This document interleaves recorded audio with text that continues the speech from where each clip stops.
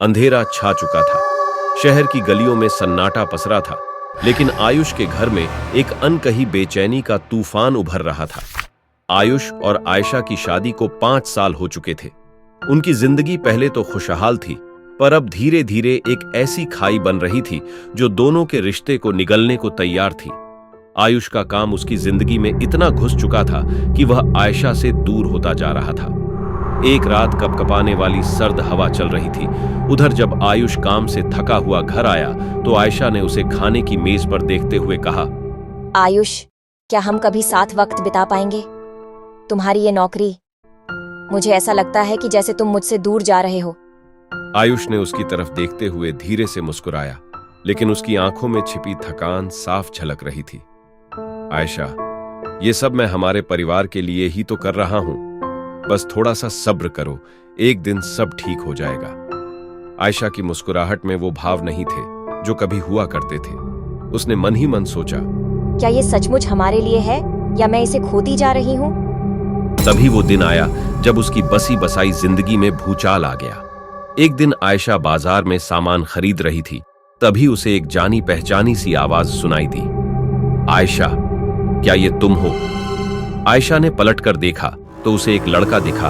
वो उसके कॉलेज के दिनों का दोस्त समीर था, उसका पहला प्यार जो कभी उसकी जिंदगी का हिस्सा था, अब अचानक फिर किसी बुरे सपने की तरह उसके सामने खड़ा था। उसने चौंकते हुए कहा, समीर, तुम यहाँ कैसे? मैं तो शहर में नया बिजनेस शुरू करने आया हूँ। तुम बताओ, तुम कैसी हो?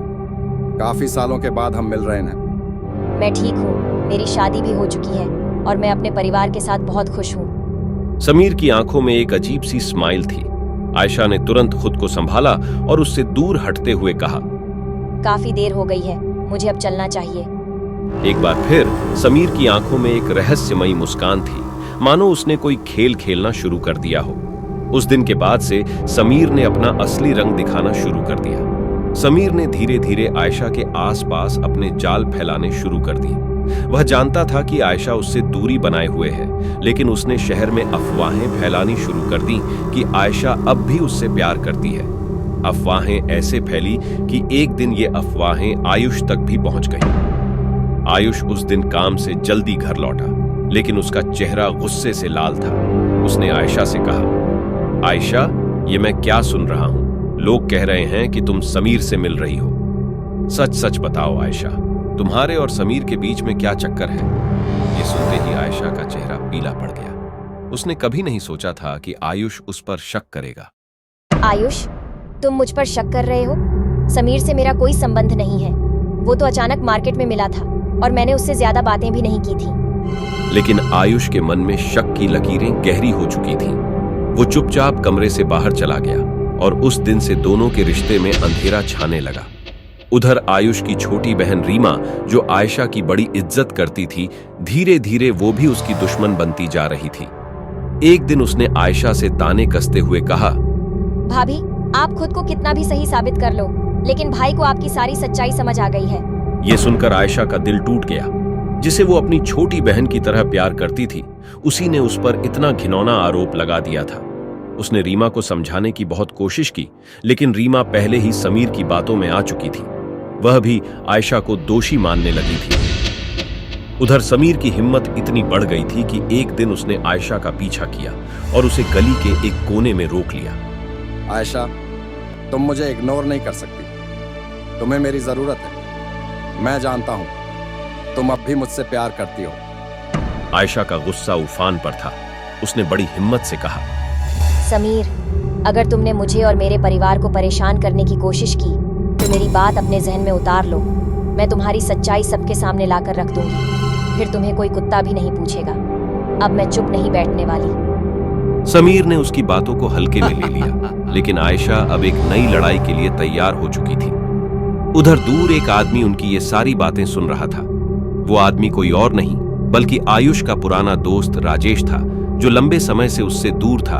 अचानक शहर लौटा। उसने हालात की नजाकत को समझते हुए आयुष से मुलाकात की। आयुष ने अपनी समस्याएं बताईं तो राजेश ने चौंकते हुए कहा, नहीं आयुष, तुम एक भयानक धोखे का शिकार हो रहे हो। मैंने खुद समीर को देखा है, जो आयशा को धमका रहा था। वो तुम्हारे रिश्ते को बर्बाद करने पर तुला हुआ है। ये सुनते ही आयुष की आंखें खुल गईं। उसे अपनी गलती का एहसास हुआ। अब वो अपनी पत्नी की बेगुनाही साबित करने के लिए किसी भी हद तक जाने को तैयार था। समीर की साजिश अब अपने चरम पर थी, लेकिन आयुष और आयशा ने ठान लिया था कि अब इसे बेनकाब करना ही होगा। दोनों ने एक प्लान बनाया जिसमें राजेश उनकी मदद करने के लिए तैयार था। प्लान ऐसा था कि समीर अपनी ही चाल में फंस जाए। एक रात आयुष और आयशा ने घर पर बैठकर पूरी योजना बनाई। आयुष ने कहा, हम उसे उसके झूठ में ही फंसाएंगे। वो सोच रहा है कि उसने हमें तोड़ दिया है, लेकिन अब हम उसे उसकी ही चाल में फंसाकर पुलिस के हवाले करेंगे। आयशा ने सहमति में सिर हिलाया, लेकिन हमें यह ध्यान रखना होगा कि वो कोई और चाल न चले। हम उसे सीधा नहीं पकड़ सकते, हमें उसे रंगे हाथों पकड़ना होगा। राजेश, जो वहां मौजूद था, उसने एक सुझाव दिया। आयशा, तुम्हें एक बार समीर से मिलना होगा। उसे यह जताना होगा कि तुम उसकी बातों में आ गई हो, लेकिन इस बार हम पुलिस को पहले से ही तैयार रखेंगे। ये सुनते ही आयशा थोड़ा झिझकी। लेकिन क्या यह खतरे से भरा नहीं होगा? समीर अब और ज्यादा खतरनाक हो चुका है। आयुष ने उसका हाथ पकड़ते हुए कहा, मैं तुम्हारे साथ हूं। हमें पूरा भरोसा है कि इस बार हम उसे हरा देंगे। प्लान तैयार था। आयशा ने समीर को एक कॉल किया। समीर, मैं तुमसे मिलना चाहती हूँ। तुम सही थे। शायद मैं तुम्हें कभी भूल नहीं पाई। समीर, जो खुद को अपनी जीत के करीब महसूस कर रहा था, वो तुरंत राजी हो गया। उसकी आवाज में छलकता अहंकार साफ सुनाई दे रहा था। आखिरकार तुमने मेरी बात मान ही लिया। आयशा, मुझे पता था कि तुम मेरे पास लौट आओगी। आयशा ने मिलने का समय और जगह तय की। ये एक पुराना सुनसान कारखाना था जो शहर के बिल्कुल बाहर था, जहां समीर को कोई शक न हो। पुलिस पहले से ही कारखाने के आसपास तैनात हो चुकी थी और राजेश ने हर कोने पर निगरानी रखने की तैयारी की थी।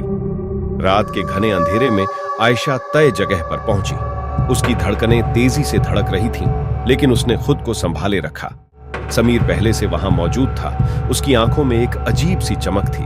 उसने कहा, आयशा, मैं जानता था कि तुम मेरी हो। आयुष तुमसे कभी प्यार नहीं कर सकता था। अब हम दोनों मिलकर सब कुछ बदल देंगे। आयशा ने अपनी आवाज को कांपने नहीं दिया। तुम सही थे समीर। मैं अब और नहीं रह सकती थी। लेकिन क्या तुम सच में मुझसे अब भी प्यार करते हो? समीर ने हंसते हुए कहा। क्या कहा तुमने आयशा? प्यार? यह सब तो एक खेल था आयशा। मैं चाहता था कि तुम आयुष से दूर हो जाओ, ताकि मैं उसे उसकी जिंदगी में बर्बादी का एहसास करवा सकूं। मुझे तो तुमसे कोई मतलब नहीं। यह सब सिर्फ मेरा बदला है। और आखिरकार आज मैं अपने मंसूबे पे कामयाब हो गया।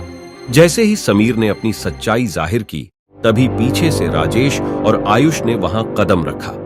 आयुष की आंखों में गुस्से की आग थी। समीर, अब तुम्हारा खेल खत्म हो चुका है। समीर चौंकते हुए पीछे हटने लगा। आयुष, तुम यहां कैसे पहुंच गए? राजेश ने इशारा करते हुए कहा।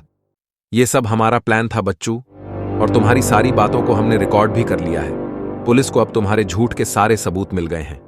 यह जानकर समीर की आंखों में घबराहट साफ दिख रही थी, लेकिन वह इतनी आसानी से हार मानने वाला नहीं था। अगर मैं नहीं जीत सकता तो कोई नहीं जीतेगा। वो आयशा को दबोचने के लिए आयशा की तरफ बढ़ा। आयुष ने चिल्लाते हुए कहा, आयशा, पीछे हटो। आयशा ने फुर्ती से पीछे हटते हुए एक टेबल को बीच में खींच लिया, जिससे समीर का बैलेंस बिगड़ गया। तभी आयुष ने समीर पर झपटते हुए उसे गिरा दिया। दोनों के बीच जोरदार हाथापाई शुरू हो गई। आयुष ने समीर को एक जोरदार पंच मारा। समीर जमीन पर गिर पड़ा और तभी पुलिस वहां पहुंच गई। आयुष ने समीर से कहा, तुमने हमारे रिश्ते को तोड़ने की कोशिश की, लेकिन प्यार और विश्वास हमेशा जीतता है। पुलिस ने समीर को हथकड़ियां पहनाते हुए कहा, अब तुम बाकी जिंदगी सलाखों के पीछे बिताओगे। समीर का चेहरा अब नफरत और हार की पीड़ा से भरा था। उसने आखिरी बार आयशा की तरफ देखा, लेकिन इस बार आयशा की आंखों में सिर्फ नफरत नहीं, बल्कि जीत की चमक थी। समीर को पुलिस अपने साथ ले गई। आयुष ने आयशा को गले लगाते हुए कहा, आयशा, मुझे माफ कर दो। मैंने तुम्हारे साथ गलत किया। आयशा की आंखों में आंसू थे, लेकिन उसके चेहरे पर एक सुकून भरी मुस्कान थी।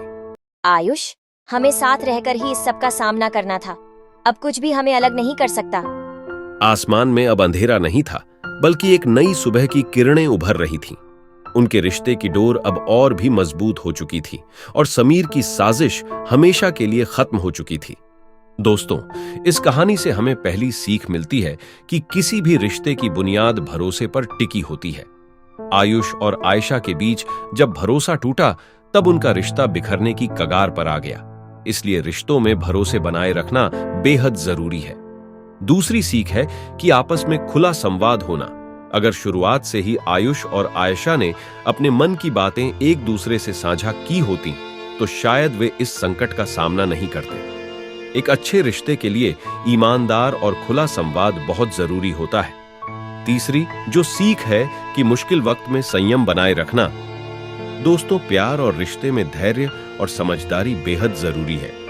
आयशा ने कठिन समय में अपने रिश्ते को बचाने के लिए धैर्य और समझ का परिचय दिया, जिस वजह से वो अपने रिश्ते को बचा पाई। चौथी सीख जो हमें मिलती है कि जीत हमेशा सच की होती है। भले ही झूठ कुछ समय के लिए जीत जाए, लेकिन सच्चाई अंत में सामने आती ही है और हमेशा जीतती है। पांचवी सीख जो हमें ये कहानी सिखाती है कि बुरे समय में परिवार और सच्चे दोस्तों की क्या अहमियत होती है। आयुष का दोस्त राजेश और परिवार ने उसकी मदद की और सच्चाई को सामने लाया। इससे यह सीखने को मिलता है कि कठिन समय में परिवार और सच्चे दोस्तों का समर्थन होना बेहद जरूरी होता है। और आखिरी सीख जो हमें मिलती है कि शक किसी भी रिश्ते को अंदर से खत्म कर सकता है। आयुष के शक ने उसके और आयशा के रिश्ते को कमजोर कर दिया था। रिश्तों में बिना किसी ठोस कारण के शक नहीं करना चाहिए, क्योंकि ये रिश्तों को बर्बाद तो कर सकता है, लेकिन वापस आबाद नहीं कर सकता। दोस्तों, आपको इस कहानी में ऐसी कौन सी बात सबसे अच्छी लगी जिसे आप अपने जीवन में इंप्लीमेंट करना चाहते हैं? कमेंट करके जरूर बताएं।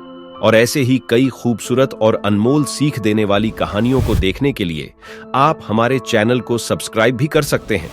मिलते हैं एक और नई कहानी के साथ।